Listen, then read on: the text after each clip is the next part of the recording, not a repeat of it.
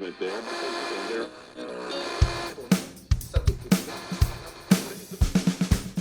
You're listening to Head South Radio with your host, Kat Meyer, a podcast dedicated to prioritizing pleasure and removing the stigma and shame around sex. We're here to be curious and have an open conversation about sexual health and relational wellness.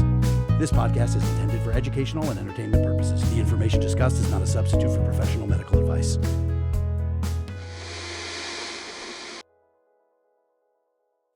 So, Justine, I like to get started with a little meditation. So if you wouldn't mind, just find a comfortable seat. You can start to close your eyes or soften your gaze. Settle into your sit bones so that you can begin to find integrity with your spine, grow tall through the crown of your head.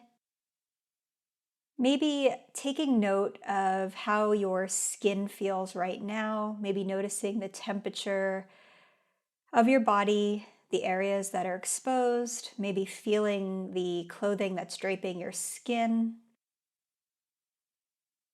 feeling the different texture of the clothing on your body, bringing your full awareness to your physical body in this space right now. And then set an intention for our conversation. Start to notice your breath, the quality of your breath, how your breath feels right now. Justine, when you're ready, just start to slowly blink your eyes open, taking in the light, taking in the space, taking in the screen. Hi. Hi. So to get started, I like to do a few icebreakers and then I'll have you introduce yourself and then we'll jump into more specific questions. So to get started, how do you define intimacy? I define intimacy as closeness, connection, and being in relation to another person with empathy and compassion. How do you like to show love? It depends who the person is. Often, on average, it is via baked goods that I have baked myself. Who do you call when you have great news? My partner, but before his existence, probably my dad. What do you most enjoy about relationships? None of them are the same, and they teach you a lot about yourself. Mm-hmm. Yeah, that's one of my favorite things too. It's like the growth and learning that I get from those relationships.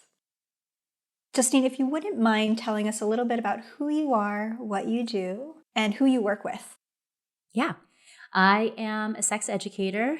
I am a proud Filipina. I'm a Californian-born New Yorker. And I work with mainly other BIPOC sex educators when I'm in collaboration. My clientele and my audience tends to be schools, people who work in them, people who study in them, or people who run them.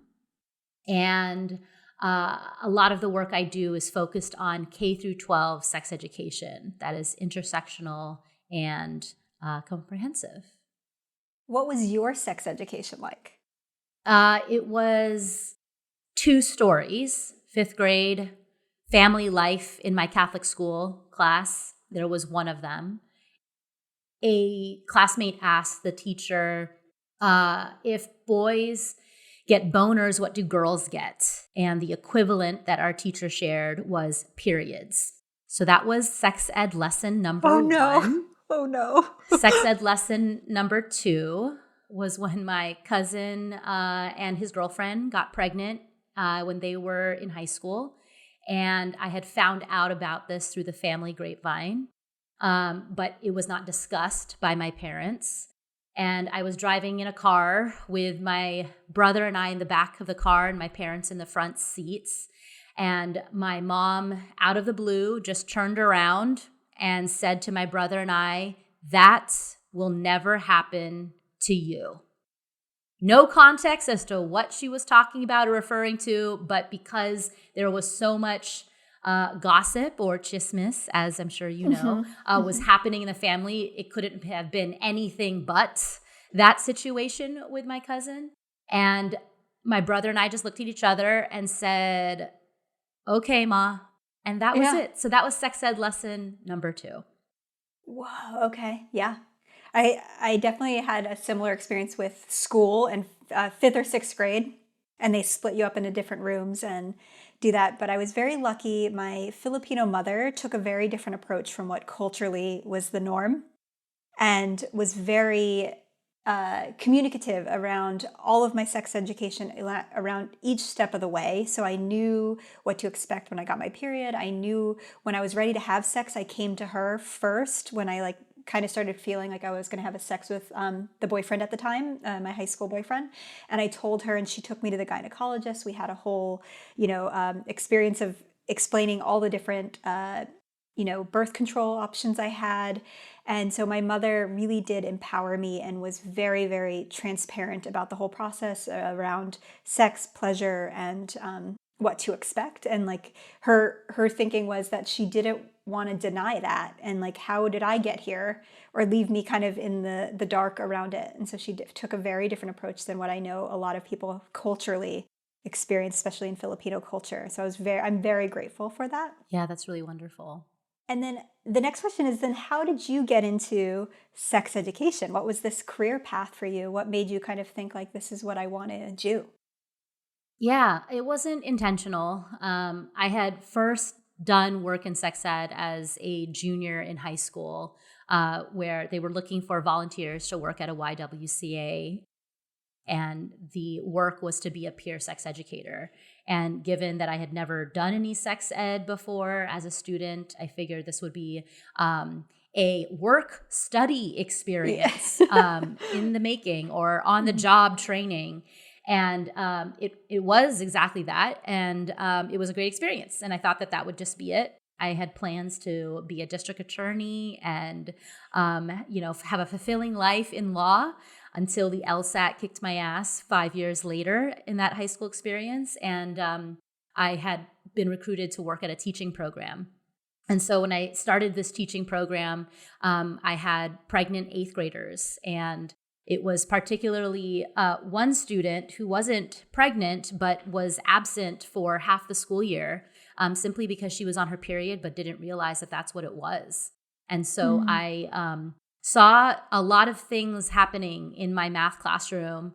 And being in an abstinence only state of Texas at the time this was occurring, told me that there was a very clear connection with the lack of sex ed, and the lack of being able to be present, whether you are there all the time at school or you're avoiding school because of a health gap that you're experiencing. And that's when I had really had the seed planted that I was going to go into some type of public health work, and got the master's in education and the master's in public health, and then started doing work in health education. Very cool. I actually haven't thought of that, the health gap that young menstruators experience. My sister actually really had very bad period pains and was missing a lot of school, and she got put on birth control much Mm, younger than I was. It wasn't a choice around having sex or not as used for birth control. It was a helping her stabilize her period without her actually understanding her menstrual cycle. And they put her on birth control as a way to yeah, kind of allow her to go to school, because she was calling out of school. She was missing so many yeah, days. And it was one of those, like, it wasn't for yeah, the choice of having sex, it was because of that. And so I think I don't know the statistics around it, right. I'm sure you do, but that is a huge gap that starts happening for teenagers when they are menstruating and like aren't able to go to school. And they don't even know that that's what's happening, because their symptoms are Mhm. happening far before they bleed. They don't fully understand the cycle and what's going on, and how to diet, food, like how to support and nourish themselves during the times of their cycle.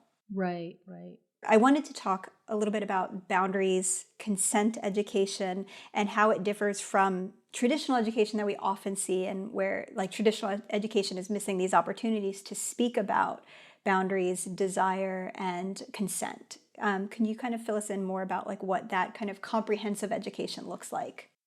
Most people don't even see a connection between boundaries and what that has to do with consent. And I think a big problem is a lot of times sex ed is misbranded as a condoms and banana industry. And that may be a lesson that is taught, but so much of sex ed is about recognizing your agency and your bodily autonomy. And that means starting with recognizing your body is your own and you have a say in what happens to it, which means you can assert what you want to have happen to it. You can assert what your needs are. And part of sex ed is teaching you how to relate to other people and their own boundaries by honoring them when they assert it.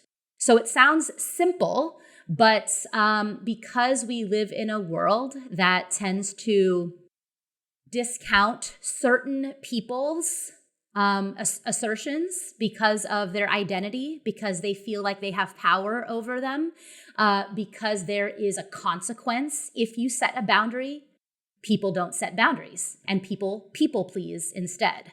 And so you have this world that doesn't respect and honor boundaries, which leads into a non-consensual culture. And that non-consensual culture looks like, hey, I wasn't done playing with those Legos yet, and I'm 5 years old, to, hey, I didn't want to kiss you, and here I am being kissed, but I don't want to make you upset because you were upset when I, said, give me my Legos back. And then that leads into, I didn't really want to have sex with this person, but I didn't want them to get mad at me. So it happened anyway. And so you have this long string of non-consensual culture because people were never empowered to recognize their bodily autonomy to begin with. And so the connections between the two are very strong, but it's why sex ed belongs in pre-K. And the reason it's not there is because people think that sex ed has only to do with intercourse education, when it really, in fact, has to do with intimacy education. So to go back to your icebreaker question about what intimacy means to me, it means connection. It means being in relation to somebody else and being able to form a closeness with them that is filled with kindness and empathy. If that is the default relationship you have with someone, you're gonna have consent. You're gonna have boundaries asserted, and you're gonna have boundaries honored as well. That is why it needs to live in every single grade.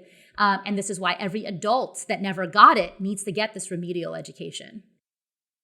Yep, I agree. I think it's one of those, like, it's a continuing education journey. And we're given what we need at certain stage. Like, we're not actually, but like what I view as like an ideal education would be given what you need at that time for where you are at in your life, but it continues so that then the adults in these children's lives can then educate and communicate around intimacy, desire. So the opposite end of like not knowing how to express boundaries is also then not even knowing and understanding what you desire, what feels good.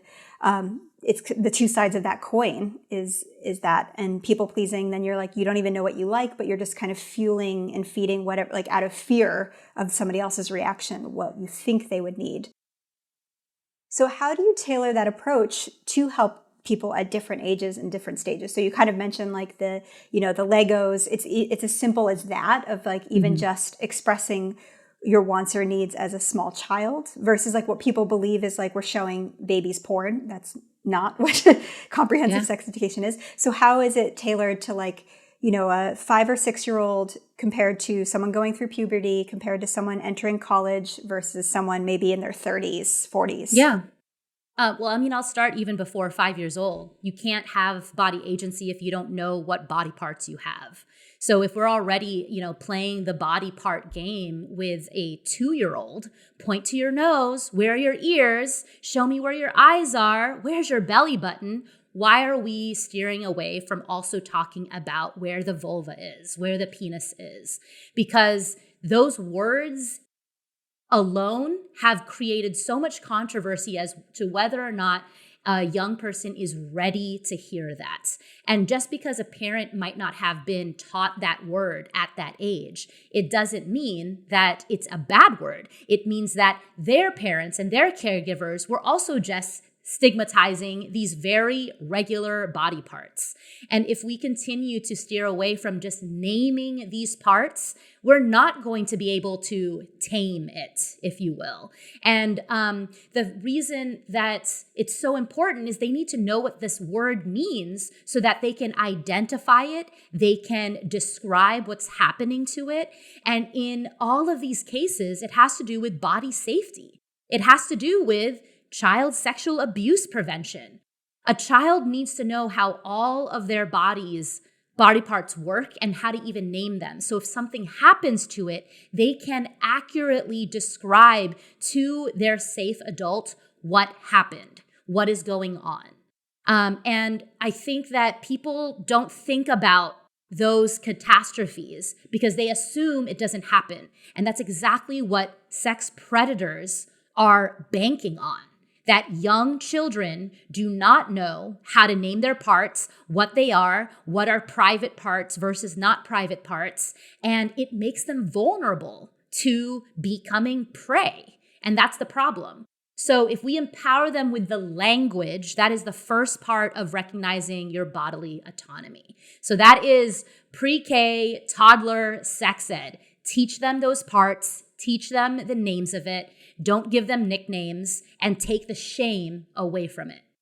If we move up a few years and they start recognizing that private parts are private, this is where the whole boundaries and the boundary bubble conversation happens. Look, your entire body is private to you. You're the boss of it. You get to say what happens and who gets to be near it. Here's how to assert yourself. Here's how to also assert to honor somebody else's body. So we're teaching them now emotional intelligence because they are slowly becoming an empath, even if it's not something they were before that. So as we give them that language to start to understand how their body works and how to look at signs in somebody else around their discomfort, we're teaching them consent. We're teaching them boundaries. We're teaching them how to really respect that somebody else's body is not something you are entitled to. So fast forward to middle school. If we've already mastered all of that ahead of time from elementary, then we're really respecting and knowing that we have to ask questions before we engage with somebody else's body or somebody else's property. Or in upper middle school, when they have social media, engaging with somebody else's online reputation. Just because they were at the park with you that weekend, it doesn't mean that they want the world to be, to know that they were at that park, tagged at that park, and their name, connected to that park at that time. This also becomes a child safety issue. But this assumption that just because I want it, they want it, is what is so faulty about the golden rule. Instead, the platinum rule is treat others the way they want to be treated. And so we do that by actually asking questions, by creating a dialogue, by communicating and connecting and building intimacy. So fast forward to high school, if you're applying the platinum rule, there's no way that you're going to have sex with someone that you don't have assurance that they want to have sex back because you're asking those questions first. And there's so much before that around foreplay to make sure that this is something that they like, that they're interested in, that they like you back. And yet, people will, especially young people, will try to bypass all of that dialogue because it's too awkward and they've been too used to just communicating over sexting or texting emojis as opposed to actually being literate about their real bodies in person and saying, it doesn't seem like you're into this. We can totally stop. That's fine. Or this looks like something you like. Do you want more? Do you like this? Where? With what? Right? But all of that is not commonplace because we're in this body illiterate era where people are relying on technology to communicate for them and on behalf of them. And it's really causing a lot more of a boundary setting issue. So all of this has to do with boundaries and consent, and people are missing the mark on talking about this early. But once you actually recognize what your body does, how it works, and how to name them, you're going to be more empowered to understand and have a proficiency in what makes it feel good, sans another person first. And if you're able to get that proficiency in figuring out what works for you on your own, That is something you can communicate because you know how your body works to another person that you want to be intimate with. Well, this feels good for me. Let me show you. Or this feels good. I think this might feel good. Let's try it. And all of that is consensual. It's communicative. It's the platinum rule. And that's what builds intimacy. I so admire educators like yourself who are so eloquently explaining what like comprehensive sex education. And to me, this is like, it's essential life skills. Like it's literally what we need to function in the world and communicate and make connections and also honoring ourselves, our autonomy. But yet there's such a big pushback, especially in this country, of, like I said earlier, of like we're not showing babies porn. It's not that. You just so well expressed, like it's not even about sex at so many levels. It's about communication. So why do you think people are so like fearful and so damning of this type of information? And what do you think that, I mean, I'm sure there's so many different things at play for these individuals and these groups of people that are pushing up against this and very much blanketing and saying like, this is what it is. And I'm sure, like, I know that you as an educator, you have been targeted a lot in your work. So what is the apprehension? What is the fear? Yeah, like you said, Kat, there's a lot at play here. And I think for the majority of particularly parents, it's a fear around their child becoming sexually active earlier than the parent is ready for them to. So that's what I would say is the first basic fear. And they refuse to listen to data that proves that actually teaching comprehensive sex ed delays sexual initiation, which actually makes sense because if you know what you need to know about the complexities of the human experience, how your body works, how somebody else's body works, what a healthy relationship is, what it means to be a good partner, to be someone well-versed in how to address the prevention of STIs, to prevent pregnancy if that's not what you want. Yeah, I would delay too. That sounds like a lot of stuff that I need to study up on first before I, quote, mess up or get hurt or hurt somebody else. So the more informed they are, the more they're likely to scrutinize their own behaviors and other people's behaviors to make sure that what they're doing actually matches and is in line with what's healthy, with what's affirming, and with what's safe. That is already something that we've tried to debunk with these parents who are scared. Second, I would say, is culture. And culture could mean religion. It could mean patriarchy. It could mean government power. But all of it comes down to controlling people's bodies because people want to maintain power over them. And so what I would say with all of that is bodily autonomy is something we all have a right to, and many people are threatened by. Because if we actually feel empowered in our bodies, we have proficiency about how it works, what it needs, and know what it's deserving of, we're not going to buy as many things in a capitalist world. We are not going to be insecure with our bodies as much in a misogynist, body-shaming, body-negative world.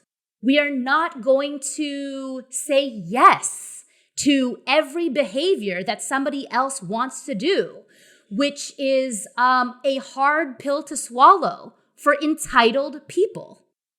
So all of a sudden, power gets lost when people feel good about themselves, when people know how their bodies work, when people know what they are deserving of.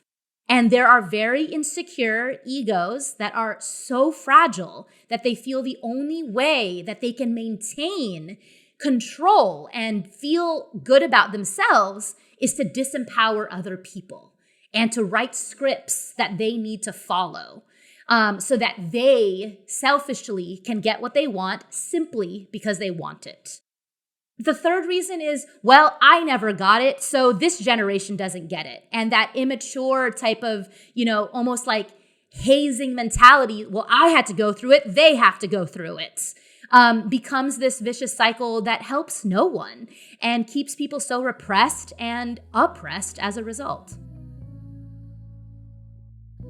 Let's take a quick break. Hey there. Allow me to introduce you to something that has completely transformed my body, the floss. The floss isn't just a trend, it's a movement method that has reshaped the way I approach my well-being. Imagine a subscription-based platform that offers you a key to unlocking your body's potential. Fascia flossing, as it's called, doesn't just scratch the surface, it remaps the fascia network of your body. Through a tailored blend of physical manipulation, guided resistance movement, and muscle elongation techniques, it's like giving your body a personalized renovation. Since adding the floss to my daily practice in 2019, I've experienced incredible improvements across the board. My mind-body connection is stronger than ever, and let's talk about the intimate aspects. Yes, it has boosted my sexual health connection too. You can hear more about that in the episode I recorded with the founder of the floss, Bonnie Krotzer. The floss supports all of my body systems, enhances mobility, offers prevention, and provides that active recovery we all need. Curious to learn more? Head over to thefloss.com, and if you use the code HEADSOUTH, HEADSOUTH, all caps, no spaces, you'll receive 50% off the first month. Not all lubes are created the same. Here at Head South, we've worked diligently to pare down the ingredients so there is no fuss and no unnecessary bits and bobs. Head South Intimacy Serums make it simple and easy for you to reduce friction and enhance pleasure. Listeners can get 20% off their first order of a starter kit using the code PODCAT24. That's PODCAT24. And now, back to the episode.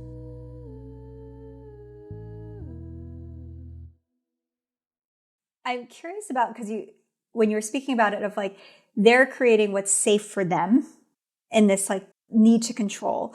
And I would love for you to kind of help break down, because I think some people confuse boundaries with controlling another person. Like I think especially with therapy speak and people on Instagram, and I've witnessed, and I remember like there was a celebrity last year who was setting boundaries with their partner at the time, and that was clearly not boundaries. And so I would love if you could speak to even just that on an individual level, the difference between boundaries and controlling somebody, because I think so many people get that confused. I'm actually not familiar with the conflation of that. So let me just try to define the two and then see if that answers your question. Yeah. Mm-hmm. So boundaries are created to protect and honor somebody's body and what their needs are. And that is something that only has to do with them. How do I honor what my own personal needs are? And it might be a physical boundary. It might be an emotional boundary. It might be a peace, time, energy boundary, but it all has to do with just me. Because it involves a boundary that you're setting with someone you're in a relationship with, the person on the other end of that relationship can be annoyed. They can be frustrated. They can feel rejected as a result of not getting the thing that they were hoping to either share or to have. And their reaction to that can be construed as you're selfish because you're setting a boundary, or you're offending me because it's something that I need. And the problem with interpreting a boundary in that way is that it's that person thinking about the I and not the we. Because the whole point of a boundary being set is it has to do with how it connects to another person. So one of my favorite quotes around boundaries is from my sis, Janalyn Umipig, a fellow Filipina, who says, my boundaries are not meant to offend you. They're meant to honor me. So even though I might ask you, hey, Kat, do you want to go grab pizza? Because I'm thinking it would be more fun to share in a pizza experience with you. That's why I'm inviting you than just going on my own. I am asking a we question. But if your boundary is you don't have time, it's too hot out, you're not hungry for it, that has to do with what's going on with you. And so if you say no for any of those very valid reasons, and I am offended by the fact that you won't put more food down your mouth when you aren't even hungry, means I'm not allowing you to honor yourself and your needs.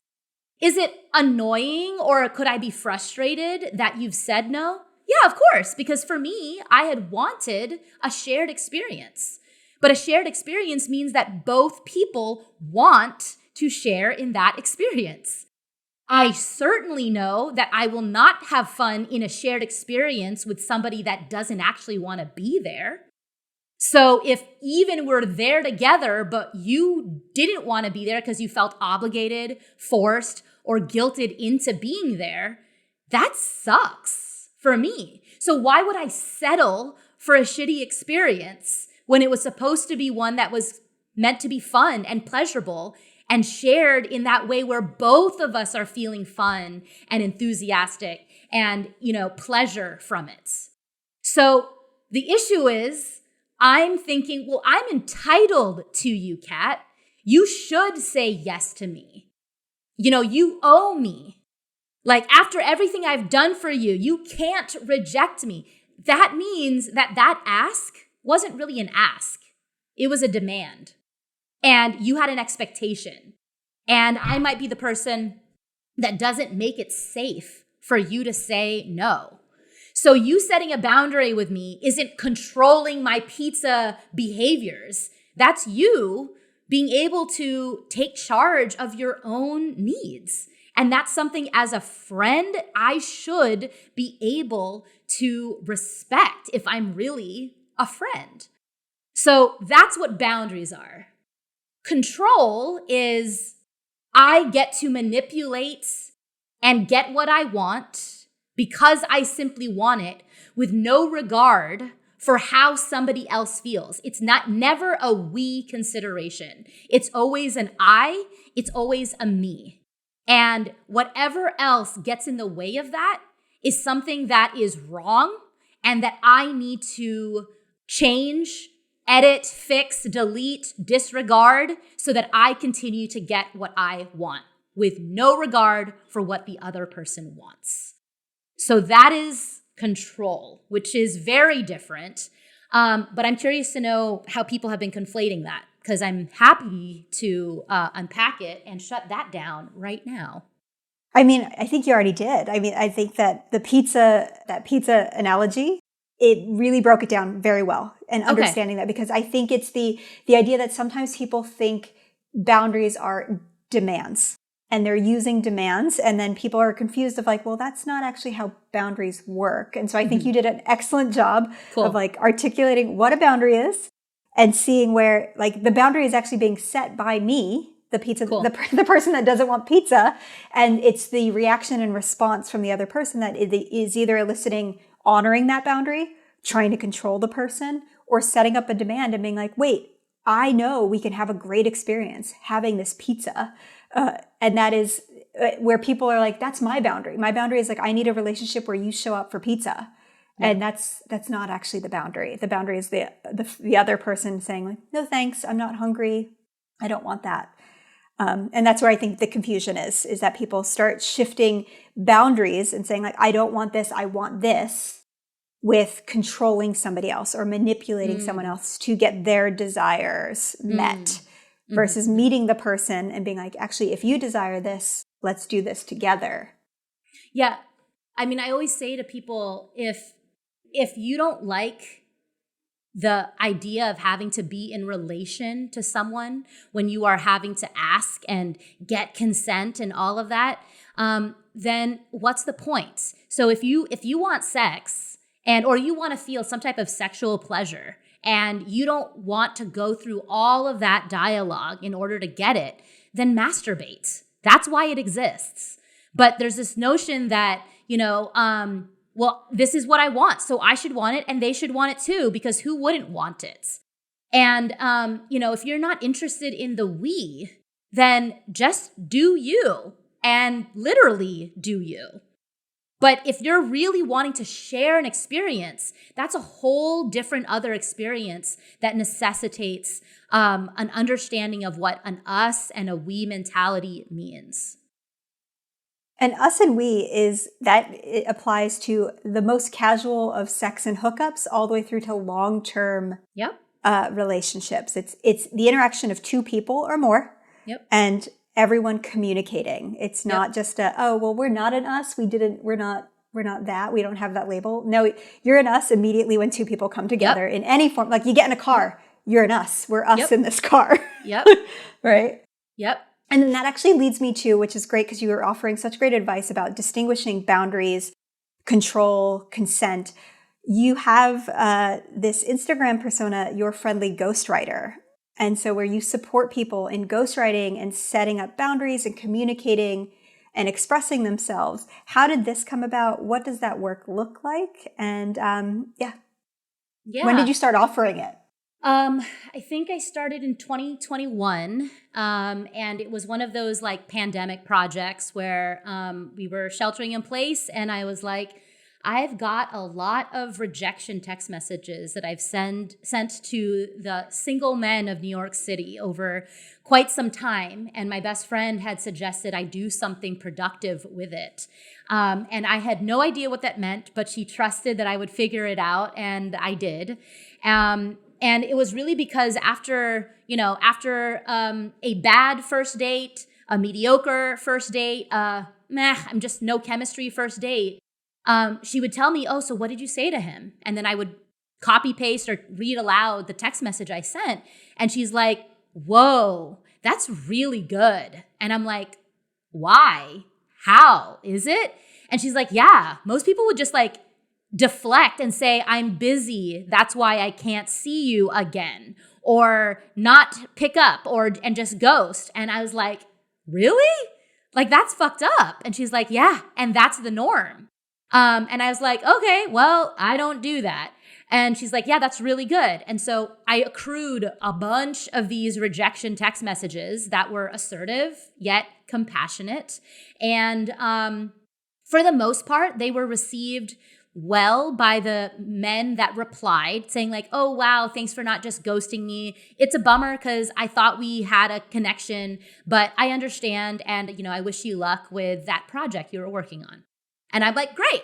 And overall, the men that have responded to my goodbyes have reacted well. And I have a handful of others that honestly just fortified that I should not continue dating them. So after I sent the goodbye text, they would reply and say like, are you kidding me right now? You're ending it with me? After you made me pay for dinner or something like that, whatever fragile masculinity needed to show up that Thursday. And I just said like, oh, okay, well, good to know that this is his true color and this is what he's really like because he can't take rejection. And so after doing that for about like maybe 8 months of a bunch of dating text messages that I started to share with different names on my Instagram account, and taking people's requests for their dating scripts that they needed, somebody asked me if I could script something for them for their therapist, because they've seen this therapist for like 4 years. They know everything about this person, but it's just no longer working because the therapist started like to show up really late or started to put politics into it, and wasn't as unbiased as, a therapist should be in a situation, and was like, I think it's just time for me to get a new therapist, but I don't know how to break up with them. Can you give me a script for that? And I was like, yeah. I mean, I've definitely written in the same vein this type of like compassionate yet assertive, messages and emails before. It doesn't have to be, limited to dating. So I did. And then I would realize there's clearly a need for this. And so then I expanded to all sorts of boundary scripts that people need to write with family members, with coworkers, with friends, which is the most popular one, with dating as it continues. And then just kind of in general, even with like someone you don't have a continuous relationship with, but you need to set and draw some type of line, whether it is the guy at Chase Bank that keeps trying to get commission from you, so won't stop calling to schedule another appointment to look at your financial planning. And you're like, bro, like you need to go away. But here is a script from your friendly ghostwriter on how to do so in a compassionate yet assertive way. So you don't have a relationship with this, guy from Chase Bank, but it is someone who is trying to create a relationship with you and you're not having it. So that's how the account started. And I haven't quit, but I've been less aggressive on my efforts because of my own full-time job that actually does pay me. And the Instagram account is all donation based. Very cool. It's actually something when I saw that you were doing this, I have my own little conflicts around that, because I've witnessed in especially like close girlfriends when they're dating and talking to somebody, and then they start asking everybody around them, like, well, what do I say? How do I, I always get concerned of like, well, I don't know this person. I didn't go on these dates. Yeah. I can't comment on that. I'm like, I can speak to my own experience, but like right. how I view the world, what my expectations are of a partner is not the same as yours. So I can't, right. I don't want to give you scripts or like write the text back to him, because that's not you. That's inauthentic to me. So, but it's interesting because as you explain this, it's like you're creating a guideline for a conversation that's really hard, but how do you then help the person find their own voice in this or articulate it in their unique way, but are still setting like the structures of a boundary? Yeah, it's a combination of me kind of creating a template for them based on the context that they are sharing with me. So when a requester reaches out to me, they are automatically sent a Google form that they need to fill out that gets all of the details from them that they're willing to share. Most people are verbose and more verbose than I can handle on a donation basis. But what's helpful is that people are sharing with me, like, here's the situation. Here is what I want to be able to communicate, but I don't know how to do that. And so I have usually enough information for a text message. I've had people ask me, hey, I need to write a letter. I need to, I need help communicating my divorce, like big stuff. And like that is stuff we do offline. But the short ones that you're seeing on Instagram tend to be text messageable. So it's people who, have gone on a couple dates, or maybe even just one date. It might be a one instance encounter.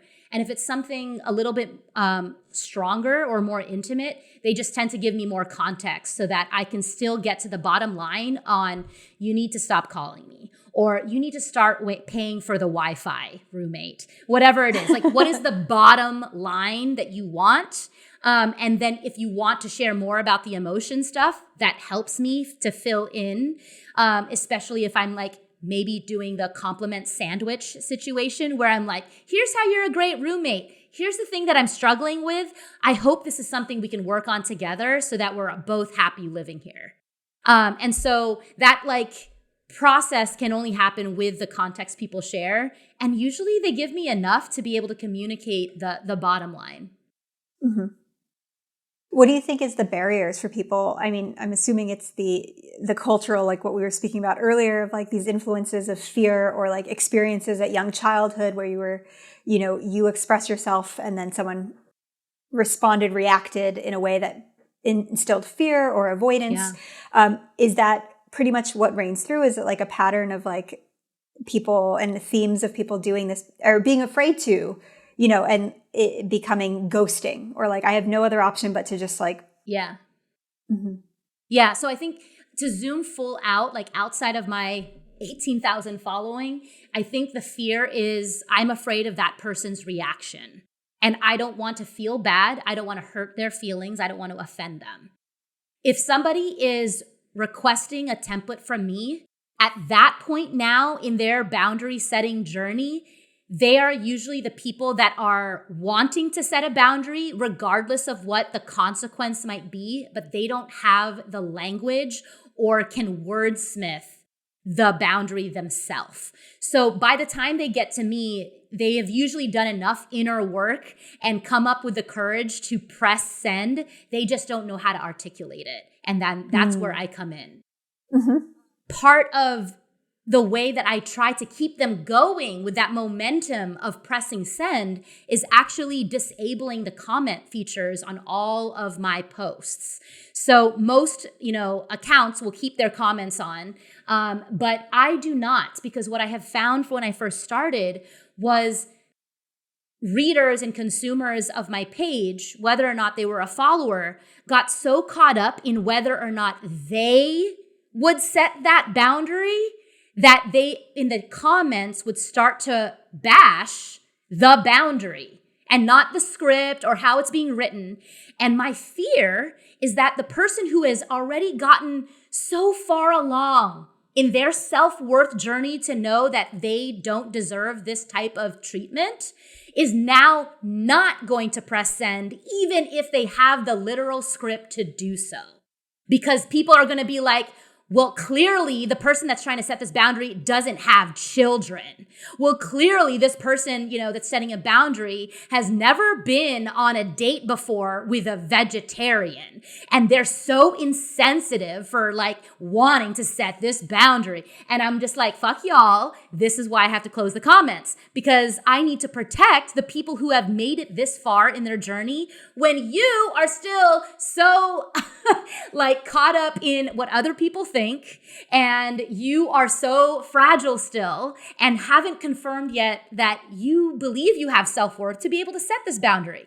And you can still be a very compassionate, empathetic person and set boundaries. In fact, the most boundaried people are the most empathetic people, because they show up when they have the enough energy and to be able to show up for their friends, given all of the care that they've done to show up for themselves first.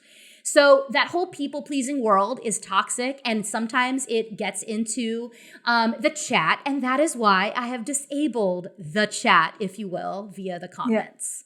Yeah, that's a very smart boundary for you to make, protecting the person who's seeking the support. And I love that it is that they're not able to reflect on where that person's at and why they're doing this. It's more about I wouldn't opinion. And what's funny is that by you sharing it without the comments, somebody else who is in that same place as the person who is seeking your advice will see that and build up the bravery to do it themselves. But if they also look at the comments and be like, oh my God, everyone hates this, or there's something wrong with me for wanting this.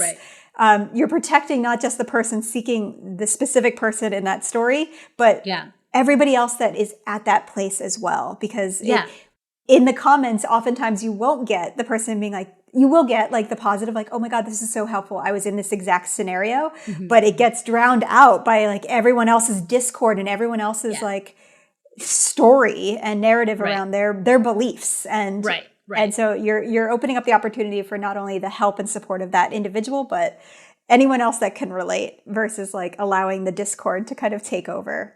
Yeah, and I'm good with the affirmation of that script being just likes or saves or reshares. That's fine with me. I'm not trying to, I know it doesn't help my algorithm in terms of following, but that's not why I'm doing this. I'm offering this extra service in my extracurricular time.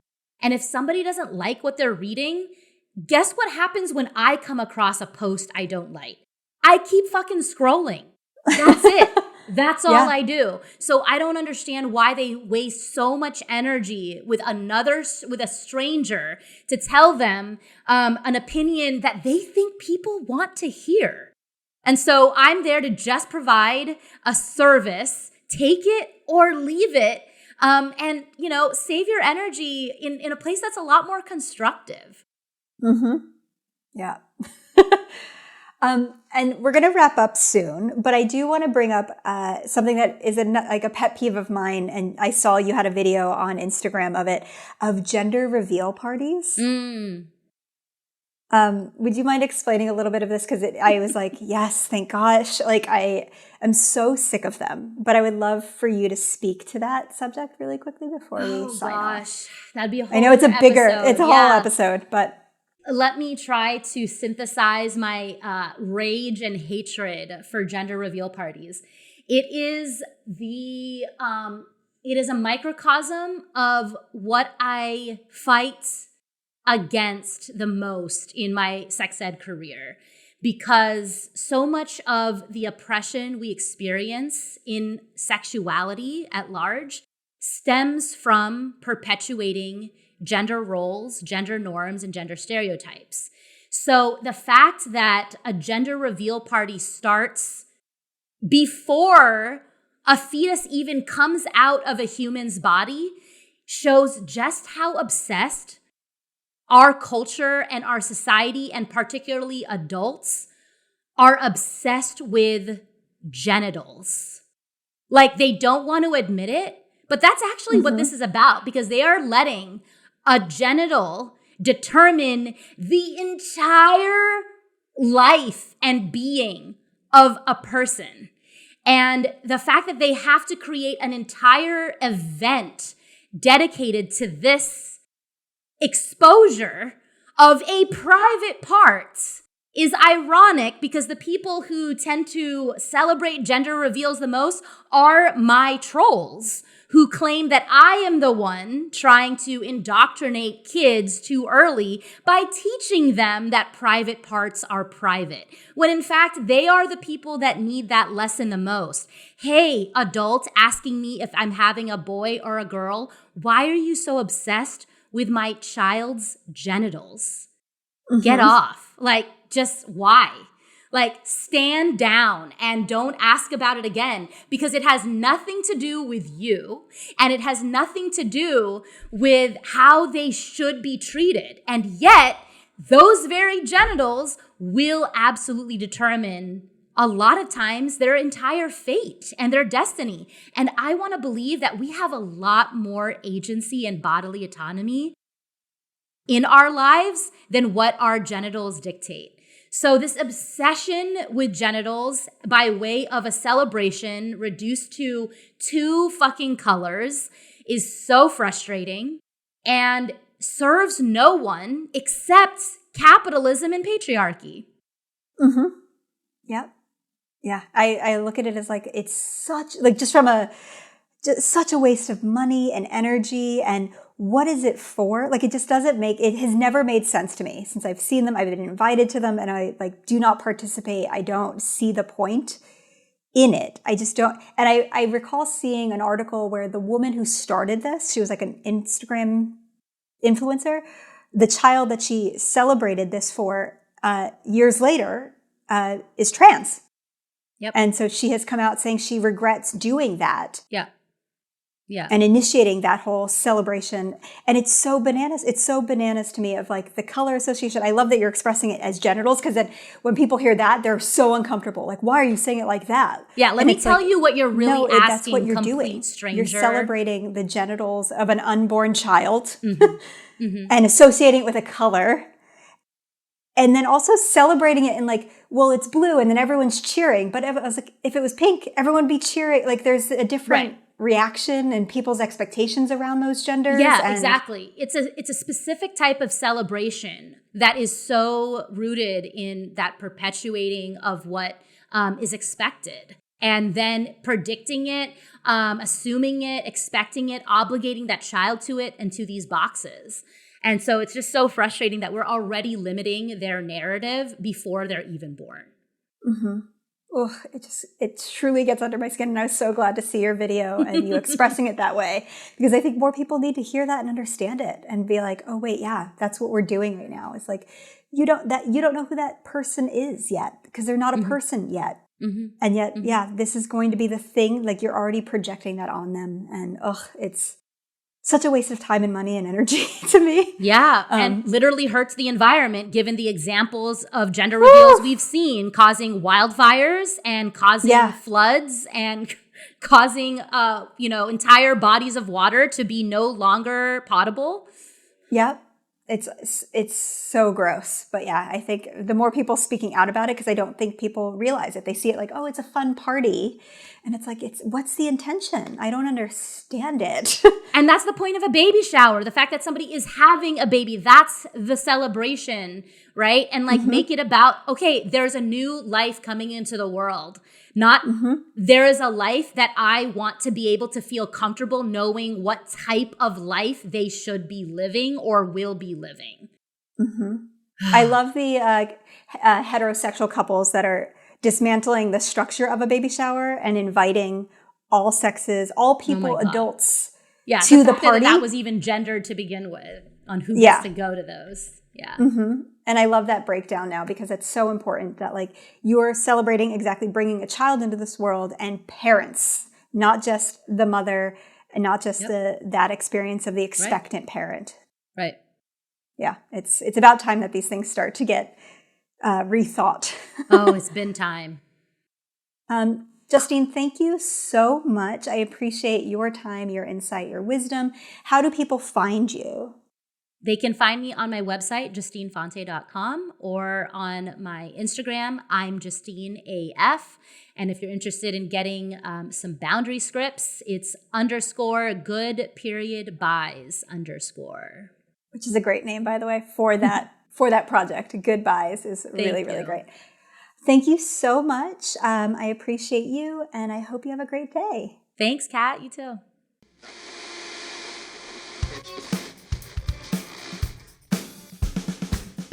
Special thanks to all of our guests.